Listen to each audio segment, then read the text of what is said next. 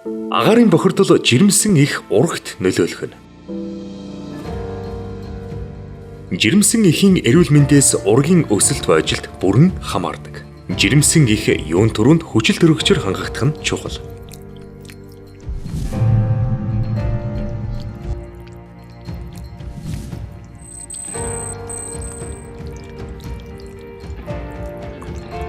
Их амьсгалах явцад хүчил төрөгч хамар залгиураар дамжин уушиг зүрхэнд хамгийн сүүлд эхэст хүрч ургийг хэрэгцээт хүчил төрөгчөөр хангадаг.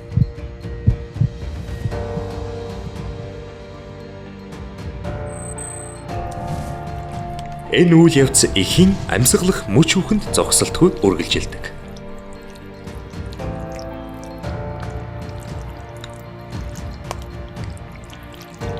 Эхийн хэвлээд их ургийн тархины хөгжил маш хурдтай явагддаг бөгөөд минутанд дунджаар 250 мянган шинэ мэдрэлийн эсүүд үүсэж байдаг.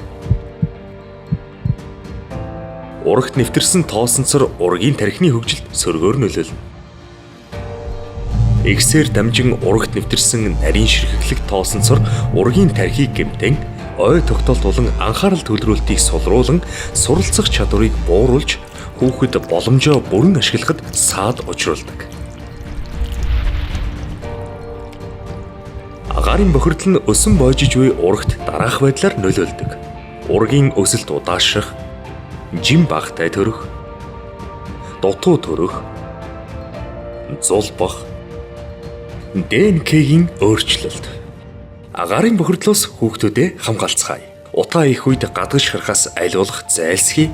Зайлшгүй гарах тохиолдолд шүүлтүртэй амны галт хэрэгэл. Боломжтой бол хипа шүүлтүртэй агаар шүгч болон цонхны шүүлтүр ашигла. Амин дэм С, Е болон омега 3-аар баялаг хоол хүнс хэрэгэл.